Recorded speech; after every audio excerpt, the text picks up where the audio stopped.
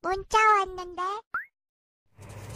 Di cerita sebelumnya, pada saat akan dimulainya turnamen Xiaobai, kediaman keluarga Li kedatangan Master Liu dan Tabib Li. Mereka datang ke sana hanya untuk menemui Hian Cheng yang dianggap master oleh kedua orang tersebut. Pada saat turnamen Xiaobai dimulai, Liling langsung turun ke arena dan berteriak menantang duel Hian Cheng. Hal itu pun ditanggapi oleh Hian Cheng. Dia juga turun ke arena pertandingan. Dalam duel itu, Liling mengeluarkan kekuatan penuhnya di jurus yang dinamai pukulan penghancur bintang. Namun yang terjadi, Hian Cheng mampu menahannya, bahkan dia tak bergerak sedikit pun dari tempat dia berdiri. Liling kembali mengoceh hal tidak jelas dan beralasan bahwa pukulannya hanya sekedar pemanasan. Di sini, Liling terus-menerus memprovokasi Hian Cheng dengan mengatakan bahwa Hian Cheng hanya sampah di dalam keluarga Li-nya. Dan puncaknya, Liling berkata, "Tentu saja, keluargamu sudah aku anggap seperti kumpulan anjing yang dibesarkan oleh keluargaku." Mendengar itu, Hian Cheng termakan provokasi Liling. Dia menjadi marah dan berkata, "Hei, bajingan, tarik lagi ucapanmu," sambil mengeluarkan kekuatannya. "Kau cari mati ya?" ujar Hian Cheng melompat ke arah Liling dengan kekuatan yang terkumpul di tangannya. Pukulan lotus, api biru. Aura pukulan itu terlihat mampu membuat Liling berkeringat dingin. Liling menyadari tingkat kekuatan yang digunakan oleh Hian Cheng berada di tingkat 5. Hian Cheng mengeluarkan teknik pukulannya pada saat masih berada di udara. Itu merupakan serangan jarak jauh. Terlihat banyak kekuatan yang mengarah ke arah Liling. Boom! Serangan itu membuat suara ledakan yang cukup keras. Hian Cheng pun turun secara perlahan, tepat di hadapan Liling yang udah babak belur dan penuh luka. "Kau sekarang tahu kekuatanku kan? Dengan serangan barusan, seharusnya matamu bisa melihat mana dari kita yang lebih kuat. Kuharap kau jangan memprovokasi dan menyinggung keluargaku lagi. Jika itu kau lakukan, akan ada hal yang lebih buruk daripada ajal kematian. Ingatlah baik-baik yang kukatakan barusan," ujar Hian Cheng sambil berlalu pergi meninggalkan Liling yang sudah kalah telak. Di sisi lain, ayahnya yang khawatir langsung melompat menghampiri Liling. Sesampainya di arena, dia langsung segera memastikan keadaan anaknya yang duduk tak berdaya diakibatkan serangan besar yang dikeluarkan oleh Hian Cheng. Di sini, Liling yang sudah kalah malah menangis dan mengadu kepada ayahnya dengan berkata, "Bunuh dia, ayah. Apa ayah tega melihat anakmu terluka seperti ini ya?" Tetua Li pun termakan omongan anaknya dan tersulut emosi. Dengan ekspresi marah, dia berteriak memanggil Hian Cheng yang berjalan keluar arena. Hian Cheng menghentikan langkahnya dan menoleh ke arah Tetua Li, sembari menanyakan kenapa dia berteriak memanggilnya. Tetua Li kembali berteriak dan berkata, "Ini hanya turnamen keluarga. Kenapa kau melukai anakku dengan serius sampai separah ini?" Hian Cheng menjawab dengan berkata, "Aku memberinya hukuman karena sudah memprovokasi dan menghina keluargaku. Kau lihat sekarang kan, siapa sampah sebenarnya." Liling terkejut mendengar ucapan Hian Cheng berani berbicara seperti itu kepada ayahnya yang merupakan tetua di keluarga Li. Tetua Li juga marah mendengarnya. Kemudian dia berteriak memerintahkan penjaga untuk mengepung dan membunuh Yanceng, serta mengusir semua keluarganya dari kediaman keluarga Li. Dengan sigap, semua prajurit penjaga mengepung Yanceng. Orang-orang yang melihat kejadian itu menganggap Yanceng adalah orang naif dan lupa posisinya di keluarga Li hanyalah pelayan. Rupanya semua orang membenci tindakan yang dilakukan Yanceng, yang notabene hanya seorang anak dari keluarga pelayan. Sambil membelakangi semua prajurit penjaga, Yanceng berkata, "Aku menang dalam pertandingan yang sah. Jadi terserah padaku dong memakai teknik apapun.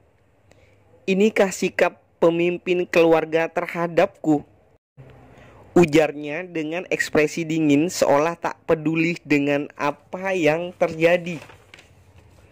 Namun di sini Tetua Li berteriak kepada prajuritnya, "Jangan hiraukan mulut kotornya, cepat bunuh dia sekarang."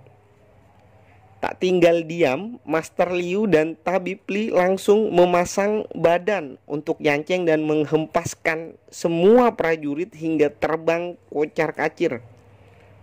Tetua Li yang melihat semua prajuritnya terpukul mundur hanya bisa menganga tak percaya. "Kenapa? Apa maksudnya semua ini? Kenapa Tabib Li dan Master Liu melindungi sampah ini?" Dengan tegas Tabib Li langsung mengambil sikap. "Kalian sebaiknya jangan macam-macam. Mulai sekarang jika di antara kalian ada yang berani menyakiti Yanceng, maka dia menjadi musuhku." Master Liu juga menambahkan, "Begitupun jika ada yang menyentuh keluarga Yanceng, siapapun itu, dia akan menjadi musuh asosiasi alkimiaku." Semua orang kaget dong, mulai dari para tamu undangan dan semua keluarga Li yang hadir, termasuk para tetua keluarga Li. Pernyataan itu seperti nyala api yang siap membakar siapapun yang berani memprovokasi Yanceng. Tetua Li kembali memberikan pendapatnya jika ini semua hanyalah masalah keluarga dan meminta Master Liu serta Tabib Li untuk tidak terlibat jauh dalam masalah ini. Namun mereka berdua tetap pada keputusannya. Dengan sedikit mengeluarkan aura membunuhnya, Master Liu berkata, "Memangnya kenapa kalau kami terlibat? Apa kau tak terima?" Tabib Li juga menambahkan dengan nada sedikit mengancam, "Jujur saja, meratakan keluarga Limu itu adalah hal yang mudah bagi kami." Pernyataan kedua orang tersebut bagai sambaran petir bagi semua keluarga Li. Para tetua keluarga menghampiri Ketua Li dan mengatakan jika Yanceng menang secara sah, sambil mengingatkan untuk tidak memprovokasi Yanceng lagi karena resikonya yang bisa membuat keluarga Li menghilang. Sadar sudah tak bisa berbuat apa-apa, Tetua Li dengan pasrah mengajak keluarganya untuk pergi dan melupakan semua kejadian tadi. Belum jauh semua orang berjalan pergi. Yanceng mengatakan, "Tunggu dulu. Sebelum pergi, kau sebaiknya umumkan hasil pertandinganku dan sampah itu." Mendengar itu, Tetua Li mengepalkan tangannya dan langsung berteriak, "Semuanya kuumumkan dalam pertandingan ini, pemenangnya adalah Yanceng." Terima kasih banyak Tetua Li. Yanceng pun segera menaiki tangga dan menghampiri Master Liu serta Tabib Li. Kedua orang ini berpikir keras. Tabib Li berpikir jika dirinya berkontribusi pertama kali saat kejadian tadi. Sedangkan Master Liu berpikir, sial, aku tidak yakin Master Chen memilihku. Si rubah tua di sebelahku ini mengambil langkah duluan. Aku tertinggal selangkah darinya. Mereka berdua seperti berkompetisi untuk mendapatkan perhatian dari Yan Cheng. Yan Cheng pun mengangkat tangannya dan akan mengatakan sesuatu kepada mereka. Lalu berkata, "Ayo, ayo, serahkan." Seketika mereka memasang ekspresi melongo. "Kenapa wajah kalian seperti itu? Apa kalian lupa taruhannya?" Dengan terpaksa mereka memberikan masing-masing sekarung emas pada Yan Cheng. "Hehe, lumayanlah. Bisa mendapatkan 2 karung emas sekaligus," ungkap Yan Cheng sambil berlalu pergi meninggalkan mereka yang berdiri mematung. Saat ingin berlalu pergi dengan 2 karung emas di tangannya, Yan Cheng pun berpikir untuk membeli sesuatu. Dan pada saat yang sama, mantan kekasihnya yang berada di tempat itu juga menghampirinya. "Sebaiknya aku memanfaatkan Yan Cheng karena Liling sudah tidak bisa diandalkan lagi." Dia pun berteriak memanggil Yan Cheng dan segera menghampirinya. Karena penuh drama FTV, jadi Mimin potong saja ya. Intinya mantannya meminta balikan lah karena mengetahui Yan Cheng sudah berubah, tak sama seperti waktu dulu saat tergila-gila padanya. Dengan tegas Yan Cheng berkata, "Aku muak denganmu dan jangan pernah temui aku lagi." Lalu ia pun berjalan pergi meninggalkannya. Master Liu dan Tetua Li yang mengikuti Yan Cheng dari belakang melihat kejadian itu mengatakan, "Dulu mencampakkan dan sekarang ingin kembali lagi. Wanita sepertimu tak pantas dikasihani."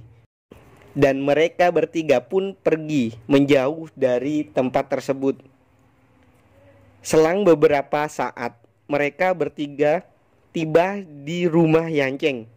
Yan Cheng berkata, "Baik, sekarang mari kita bahas tujuan kalian berdua menemuiku." Master Liu membungkuk dan berkata, Maaf sebelumnya, Master.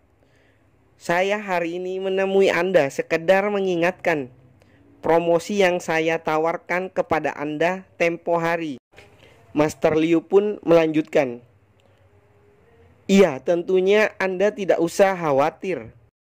Surat yang Anda minta sudah saya kirimkan ke perguruan Zhangwu tempo hari, juga sudah saya laksanakan dengan baik." Tabib Li pun berkata dalam hati, "Perguruan Zhangwu? Aku baru tahu kalau Master juga memiliki koneksi dengan perguruan terkenal itu." Setelahnya, Yan Cheng menanyakan hal yang sama kepada Tabib Li. "Kalau Tabib Li sendiri ada keperluan apa menemuiku?" Sambil menyodorkan sebuah buku, Tabib Li berkata, "Begini, Master, teman saya beberapa hari yang lalu meminta saya memeriksa herbal untuk menyembuhkan penyakit insomnia. Saya ingin meminta saran dari Anda. Apakah herbal yang saya bawa ini bisa menyembuhkannya atau tidak?" Setelah itu Yan Cheng membuka dan perlahan membacanya. "Hei, yang benar saja." Itu membuat Tabib Li kaget dong dan berkeringat dingin. "Maaf, saya barusan sedikit kasar. Memang benar, resep itu bisa menyembuhkan pasien insomnia. Tapi itu hanya bersifat sementara, bukan permanen." "Benarkah begitu, Master?" "Sebenarnya ada seorang pasien yang meminta bantuan saya untuk menyembuhkan penyakit yang sama.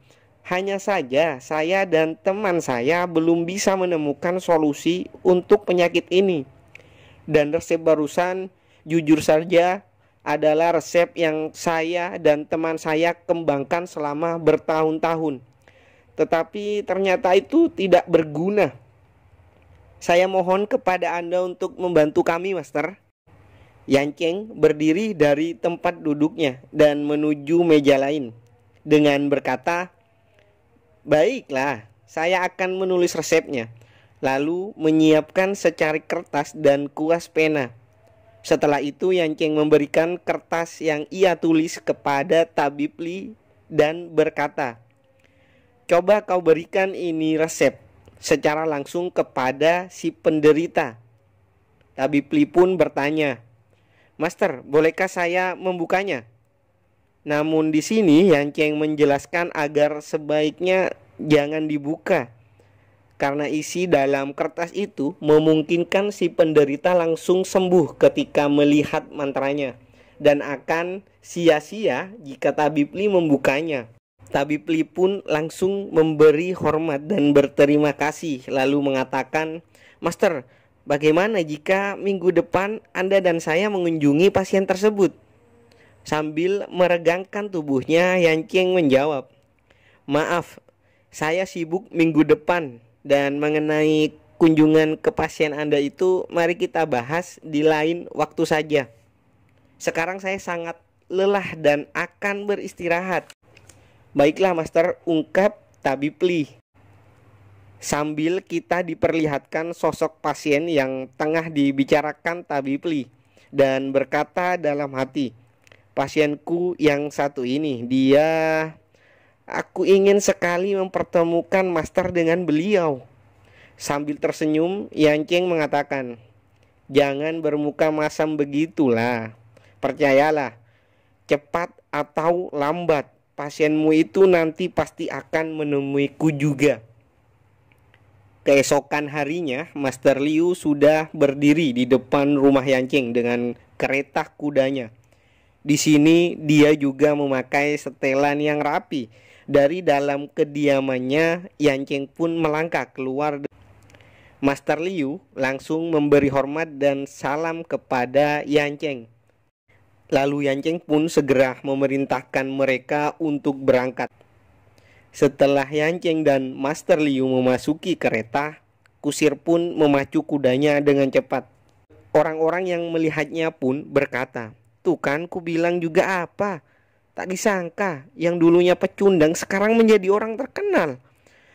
Kebenaran selalu datang kepada orang yang bijak, dan sekarang posisi keluarganya lebih tinggi dari keluarga Li."